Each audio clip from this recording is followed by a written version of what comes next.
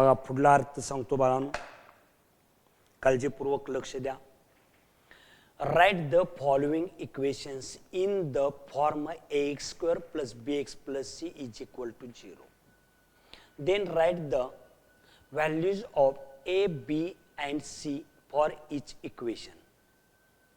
आता आपल्याला प्रत्येक जे इक्वेशन दिलेलं आहे त्या इक्वेशनचा स्टँडर्ड फॉर्म तयार करायचा आणि त्याच्यापासून ABC ची किंमत काढायची. साधं गणित आहे अगदी.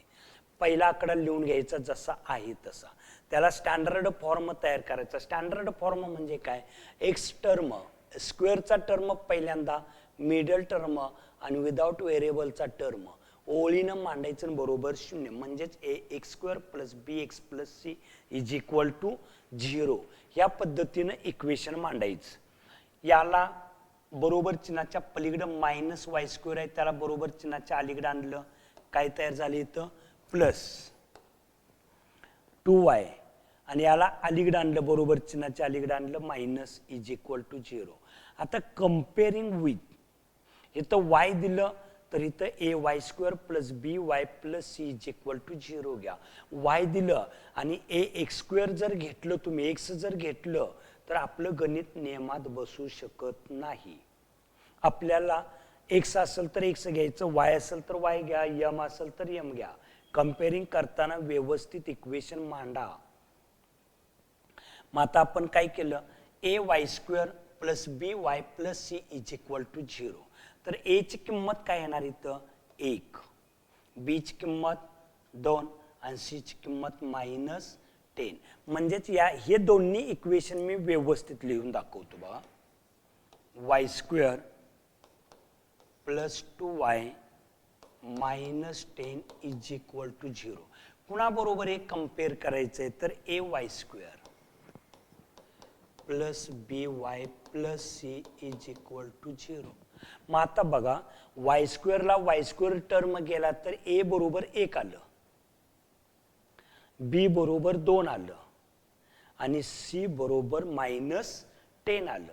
ह्या पद्धतीनं किमती काढायचं प्रत्येक इक्वेशनची.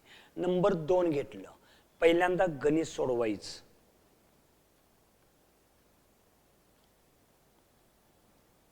बघा 2 नंबरचे इक्वेशन सोडवून देतो.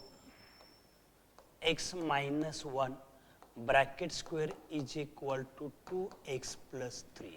इथं कंसाचा वर्ग आहे.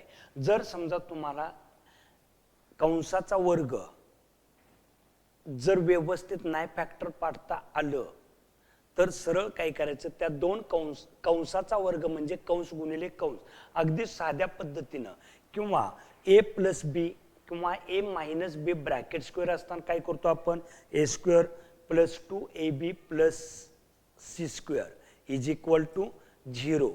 तर बाळांनो तसं न करता बा x minus 1 x minus 1 2x plus 3. इथं काही विद्यार्थी a minus b bracket square हा सुद्धा फॉर्म्युला तुम्ही घेतला तरी चालेल प्लस बी स्क्वेअर, पण काही विद्यार्थ्यांना हे लवकर कळत नाही. ज्याला समजलंय त्याला ती चिन्ह व्यवस्थित घेता आली तर बघा, नसेल तर कंसाचा 2 वेळा गुणाकार करायचा. x न पूर्ण कंसाला गुणलं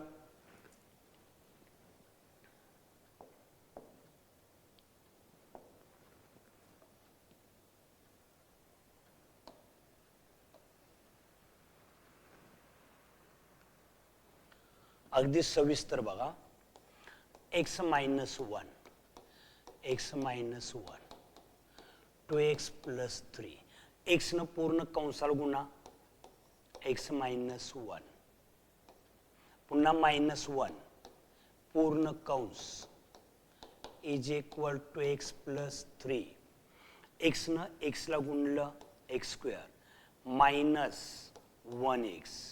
इथं किती येणार -1x आणि मायनस मायनसचा गुणाकार plus 1 2x plus 3. x square ही लाईक टर्म आहेत -2x plus 1 is equal to 2x plus 3. X square minus 2x. काही विद्यार्थी असा विचार करतील की या वजा 2x अधिक 2x घालवा, तर बाळांनो ते जात नाही, बरोबर चिन्ह मध्ये आलेलं आहे. त्याला अलीकडे आणलं तर त्याचं मायनस साइन होणार आहे. 2x प्लस 1 प्लस 1 आणि त्याला अलीकडे आणलं -3 इज इक्वल टू 0.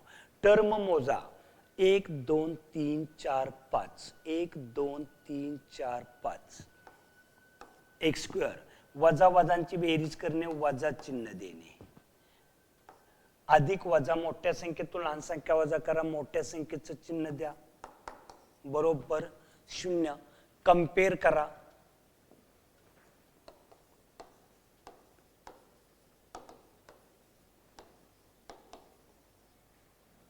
कोणतं कंपेअरिंग केलं पाहिजे? A x square plus b x plus C is equal to 0. इथं एक आहे, therefore A is equal to 1, b is equal to -4 आणि सी इज इक्वल टू -2. आता या दोन्ही किमती आल्यात का बघा. 1 -4 -2 1 -4 -2. इक्वेशन व्यवस्थित सोडवायचं, गडबड काही न करता.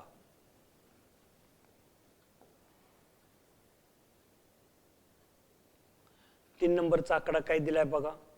X square plus 5x is equal to, आता कंसाच्या बाहेर वजा चिन्ह आहे, 3 - x. X square plus 5x is equal to, कंसाच्या बाहेर एक असतो बाळांनो, तिथं 0 वगैरे काही नसतो, एक असतो आणि त्या वजा 1 न आत गुणलेलं असते. वजा 1 न 3 ला गुणलं -3. वजा वजांचा गुणाकार अधिक x 1 x. आता पक्षांतर करा, एक्स स्क्वेअर प्लस 5x बरोबर चिन्हाच्या पलीकडे 1x प्लस आहे, त्याला अलीकडे आणलं -1x. पुन्हा याला अलीकडे आणलं +3 इज इक्वल टू 0. म्हणजेच एक्स स्क्वेअर प्लस 5x मधून 1x गेला, 4x plus 3 is equal to 0. X square plus 4x plus 3 is equal to 0. आता कंपेअरिंग केलं, कोणाशी कंपेअर केलं तर a x square plus b x plus C is equal to 0. मग a ची किंमत किती येणार? Therefore A is equal to 1, b is equal to 4 and C is equal to 3. 1, 4 and 3. अगदी व्यवस्थित.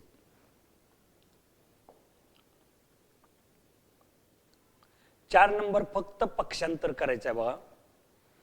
3m स्क्वेअर त्याला अलीकडे आणलं वजा झालं, त्याला पण बरोबर चिन्हाच्या अलीकडच्या बाजूला आणलं, मायनसचं काय झालं प्लस बरोबर 0.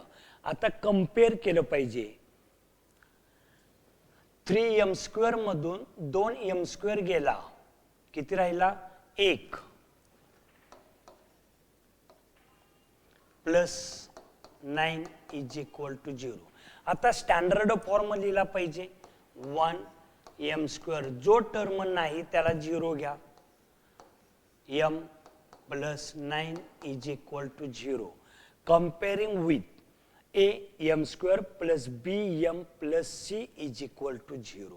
Therefore, a is equal to 1, b is equal to 0 and c is equal to 9. काळजीपूर्वक लक्ष द्या.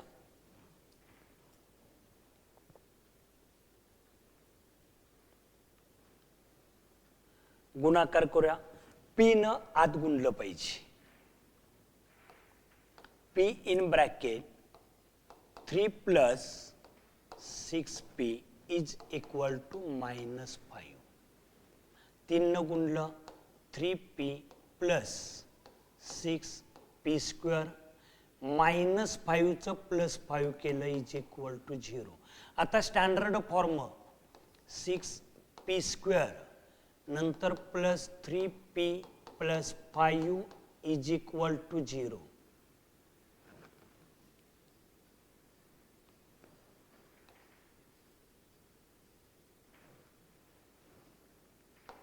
Is equal to 0. आता कम्पेअर कुणाशी करायचं तर A P square plus B P plus C is equal to 0. Therefore A is equal to 6, B is equal to 3 and C is equal to 5. A is equal to 6, B is equal to 3 and C is equal to 5.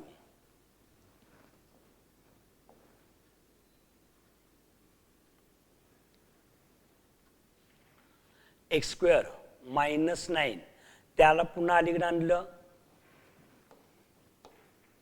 x square minus 9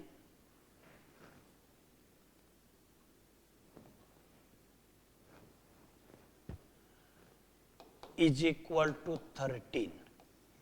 x square minus 9 त्याला पुन्हा 13 ला अलीकडे आणलं minus is equal to 0. x square minus 22 is equal to 0. x square minus 22 is equal to 0. आता standard form काय होणार तर x square plus 0x minus 22 is equal to 0. Compare a x square plus b x plus c is equal to 0. Therefore, a is equal to 1, b is equal to 0, c is equal to minus 22.